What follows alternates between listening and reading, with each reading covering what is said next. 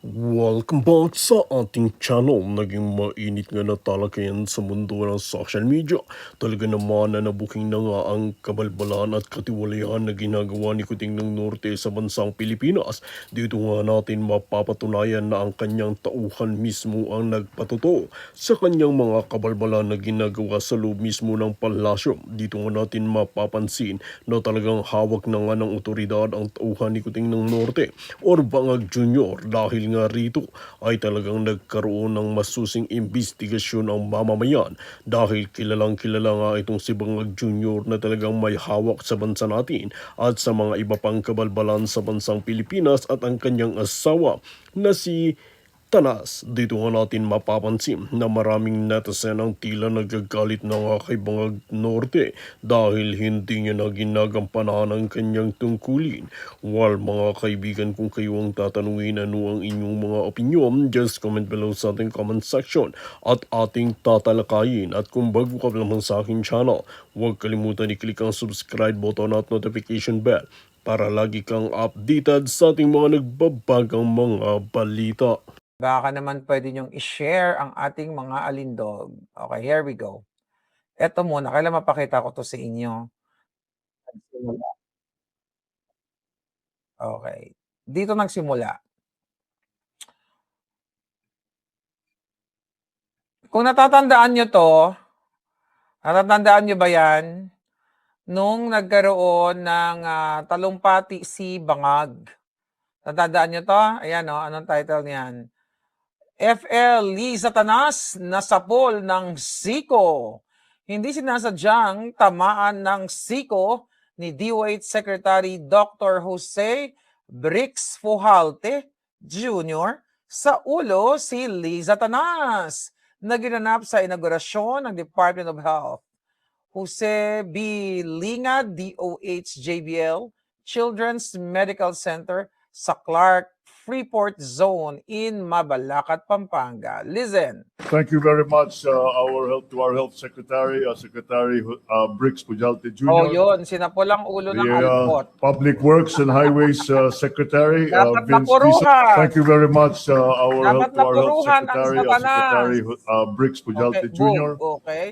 The Public Works and Highways. Mga kababayan, dyan nag-umpisa yan. Alright? Alam mo si Lee Satanas, ano yan, vindictive. Mahilig talaga maghiganti ang uyawa na yan. And today, okay, mayroon ng balita na mukha na yatang uutasin ang nakabangga sa kanya. Ayan, sunod-sunod yan. This is very Satanas move. Okay? Ang sabi dyan sa Manila Times, complaint filed versus Health Secretary for gambling. Okay? So, Manila, Philippines, a complaint was filed with the Presidential Complaint Center at Malacanang on Friday against Health Secretary Brix Pujalte for allegedly gambling at major casinos. The complaint was filed by some concerned citizens claiming that Pujalte was seen gambling at Okada, Manila and Soler Resort and Casino under the aliases of what? Luis Santos and Luis Santos to avoid public recognition. Okay? The group argued that his actions directly violated Presidential Decree 1869, which prohibits government officials and employees from playing or staying inside casinos. So yan ngayon, upo lang niya, mga kababayan, mukhang liligwakin na. So alam nyo, yung mga ganyang reklamo, hindi naman yan kung, okay, kaupo lang. Pwede na yan ibasura eh. Pwede na yan hindi iulat. Sino ba yung concerned citizens? Diba? Sino ba sila? Mga basura ba sila? Mga kaliwa ba sila? Sino ang nagbigay ng information sa The Manila Times? Siyempre, ang Presidential Action Center. Diba? Wala namang ibang magbibigay. Kung wala namang kwenta yun, hindi na nila iuulat yun sa, sa mga media. O hindi nila ibibigay sa the Manila Times o kung saan pa man, I don't know kung saan pa iba binalita. So nakikita natin dito mga kababayan, mukhang talagang ininda ni Lisa yung sakit sa julo niya. Kaya uutasin na lang niya yung kakaupo lang. Hindi rin natin alam yung background nitong taong ito. At I think, kung ako sa kanya, kung talagang ito ay anuhin siya mga kababayan, no? Uutasin siya, edi hayaan niya na. Kasi mga demonyo naman talaga yung mga hayop na ito. Bakit ka makiki-join forces sa kanila, di ba? Bakit ka sasali sa kanila? Pero alam nyo, ito yung nakakatuwa. Okay? Ang nakakatuwa dito yung comment section. Okay? Ano yung mga nakasulat sa comment section? Babasahin natin. Here we go. Okay, here we go. Okay, here we go. Ang sabi ng comment section ay ganti daw ni Satanas. Okay? Hanapin ko lang to. Here we go. Basahin natin. Pag one-man show, no? Okay, here we go. Ang sabi sa comment, nasiko lang siya ni Satanas. Okay? Kaya ganito na agad. Alright? Ayan na ang revenge ni FL Satanas kasi binangga mo. Lahat ng comment, ganun eh. Kauupo lang eh. Ayan, paldo ba agad? I don't think so. Wala pang paldo yan, kauupo lang. Then,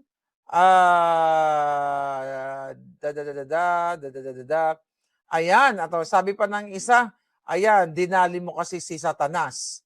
Ayan, tatanggalin ka na. So, ayan yung mga comment, di ba? So, here we go. Mga kababayan, sabi ko nga itong si Lee Satanas, vindictive yan. Alright? Pag-usapan natin mamaya si Leandro, vindictive yan. Lahat ng let's say, kritiko o babangga sa kanila, babangga literally, gagawa ng paraan yan ni Lee Satanas na gorgurin, literal, uutasin sa trabaho, uutasin sa pwesto. Alright? Ganito ka-demonyo ang bangag administration. Kaya dapat lahat ng inuutas, lahat talaga ng mga ginigipit, dapat magsanib puwersa at patanggal itong mga hayop na to. Kasi eto, bagong-bago, nagsalta na naman ang ombudsman. 'Di ba? Ang mga demonyo sa ombudsman, alam niyo naman, yun na si Remulla at yung NBI director, mga demonyo lahat yung mga jotang genimis na yan. Nakakasuhan nila si Leandro Leviste patungkol sa kanyang solar business at isasama si Senator Loren Legarda. Sabi ko sa inyo, uubusin nila lahat yan. Okay?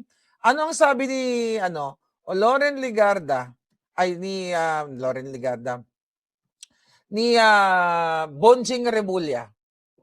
Alright? Kakasuhan nila, sisilipin nila, mga kaibigan, ang business, kesyo may ganito, kesyo may anomalya. So gagawa talaga sila ng paraan para maubos ang mga senators.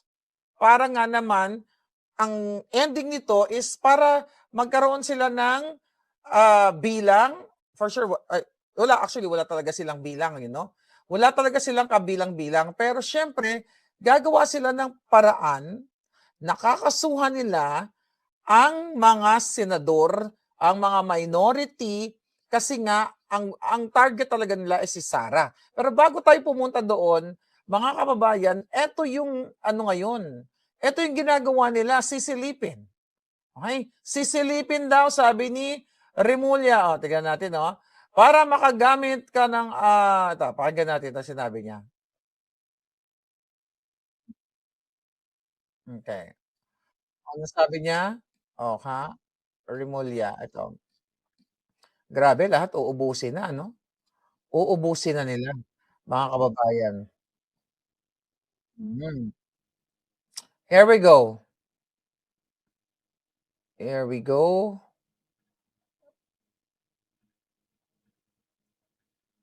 Okay. Yan ang statement ni Remulla ngayon. July 31 sa News 5. What if sabihin po ni Congressman Leviste na pinupolitika siya, kaya ngayon po ay siya isa sa ilalim sa Masusi namin pinag-aralan to kasi Tama. this is a very novel case. Hindi ito Mas using What if sabihin pinag-aaralan po o ni mas using Congressman Levis pinigipit? na pinupolitika siya, kaya ngayon po ay siya'y isa sa ilalim sa Masusi namin pinag-aralan to kasi this is a very novel case. Hindi ito basta-bastang maiisip na Hmm. na dapat gawin. Pero pag pinag-aralan mo yung nangyari sa ating energy sector sa Pilipinas, talaga nag-suffer tayo sa ginawa nila.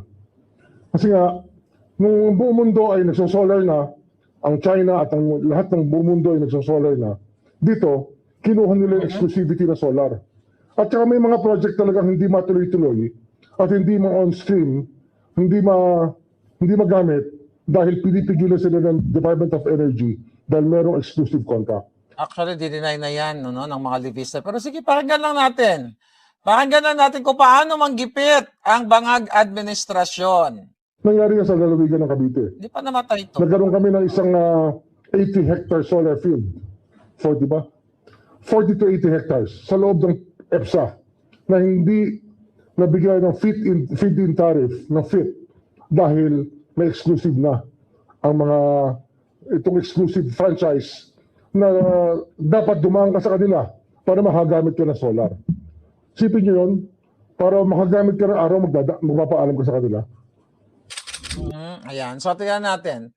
So, aside from that, mga kababayan, meron pang inuugnay na kaso laban kay Kong Leandro Leviste. 'Di ba? Bakit ba siya ginigipit? 'Di ba? Isa rin siya sa nag-expose ng Cabral Files. Bottom line, konektado ito sa flood control projects. Sa flood control money na ninakaw ng mga maletagang ng mga sindikato. Maliban kay Kiko Barzaga, di ba? Una nang tinagal si Barzaga. And here's Leandro. Dahil lakas ang loob, matapang na nagsasalita mismo sa Kongreso, mga kababayan, ng mga anomalya ng mga sindikato. So, palikan natin yung timeline. Okay? Na kung saan, etong si Representative Leandro Leviste ay nakikipagbakbakan din kay Ralph Recto. Alright? So, masyadong malawak. Talagang gigibain yan.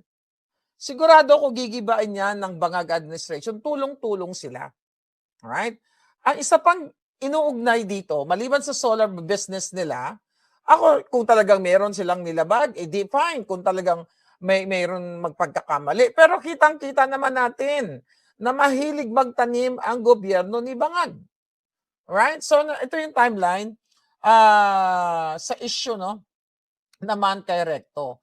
So, recently, merong parang blind item na may aligasyon na patungkol ito sa human trafficking at honey trap o frame up. Okay?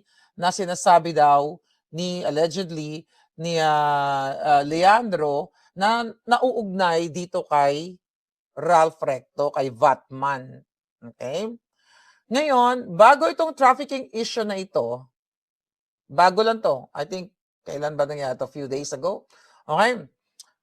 Bago nangyari, itong trafficking issue na inuugnay kay Recto noong May 5 sa privilege speech ni Leviste, okay, sinabi niya na si Vatman, na si Ralph Recto, okay, ang executive secretary ni Bangag, na mukhang nagbabangag din, mukhang pare-pare siya nagbabangag, sinasabi niya na tumanggap daw ng around 1 billion sa isang contractor. Okay? At sinasabi, allegedly, ni Leviste na ang pondo ay para sa kampanya ni Recto at Vilma Santos. Right? Then, tinanggal nila yung ibang mga, ang tawag dito, yung mga, ano tawag sabi dito sa balita, tinanggal nila yung mga record. Okay? Tinanggal ng ilang kongresista sa record ang bahagi ng kanyang pahayag dahil umano sa kawalan ng ebidensya. So, during that speech ni Leandro, dinilit nila. Siyempre, maletagang yun eh. Di ba? Di mga kaalyado nila yun. Dahil wala pa daw ebidensya. In-expose nga eh. 'di ba? Allegedly ay nauugnay si Vilma Santos, putang ina talaga. Ito si Recto sa 1 billion. Okay? So, nag-alok umano ng 1 billion upang hindi tumakbo si Vilma Santos bilang governor o gobernador ng Batangas noong 2025. At naganda umano, allegedly, ng 400 million upang bayaran ang mga kalaban ni Leviste na umatras sa eleksyon. So, noong May 6, 26, ayan, itinanggi naman ni Leviste, okay, nabubulol tayo doon, ang mga accusation. At hinamon niya si Batman na humarap siya sa Kongreso para magkaalaman kung sino yung nagsasabi ng totoo. And now, few days ago, July 28, Anti-Trafficking Entrapment Operation. So yung NBI, mga kababayan, ay nagkaroon ng entrapment operation sa isang 5-star hotel sa Maynila. Okay, laban dito sa talent manager daw na kinilalang si Lito de Guzman. So ayon sa NBI, tumanggap umano ang suspect ng 500,000 pesos marked money. Okay? Ito ay ginastos sa binayad sa babae, sa mga babae. At according sa NBI, syempre, 5 babae ang na-save nila. Okay? At kinasuhan yung suspect na si De Guzman ng qualified trafficking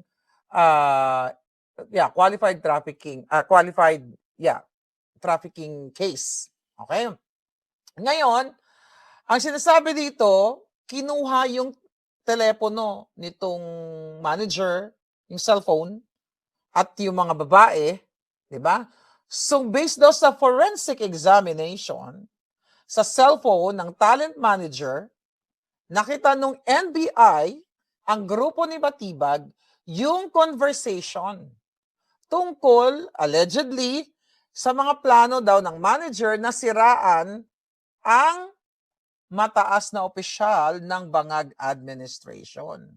Ayon kay Tibag, okay, meron palang kumakausap na malaking tao, malalaking mga politiko para mag-set up, mag-frame up ng kilalang opisyal ng administrasyon para palabasin na itong opisyal na ito ay kanilang parokyano o kanilang customer.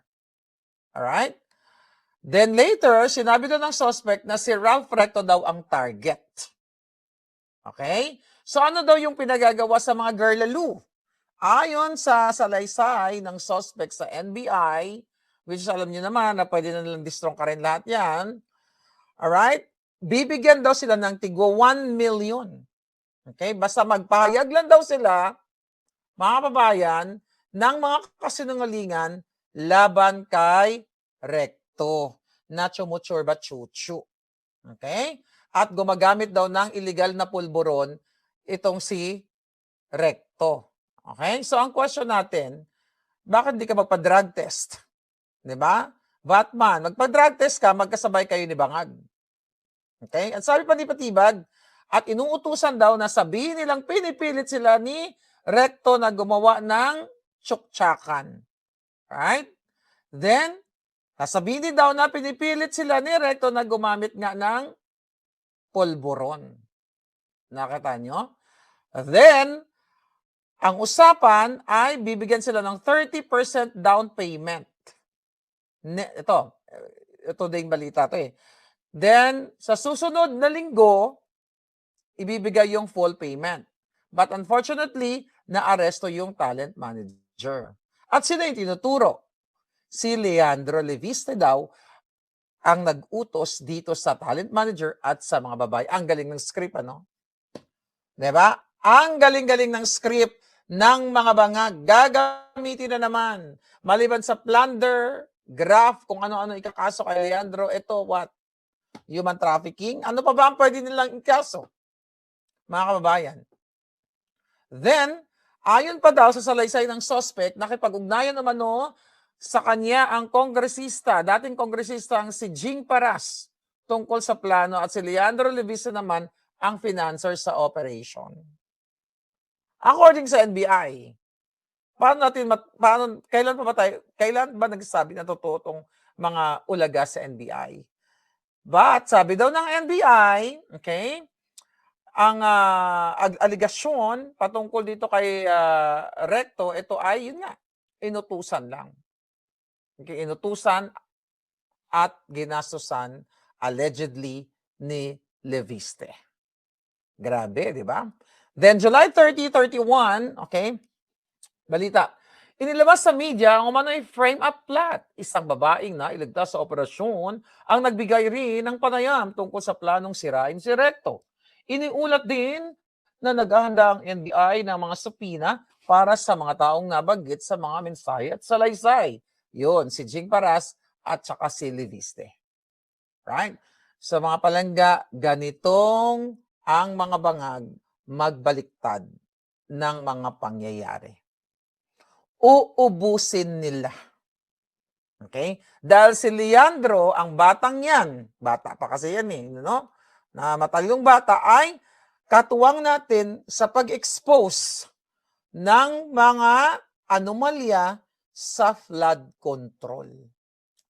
Ang mga ninakaw, allegedly, ang kinasasangkutan na multi-billion o 1 billion ng mga Recto at ng iba-iba pang mga maleta kongresistas. Napakatapang ni Leandro. Naglabas ng mga listahan. Nakita nyo, ang dami-daming listahan na hindi na nga natin mamemorya ang mga pangalan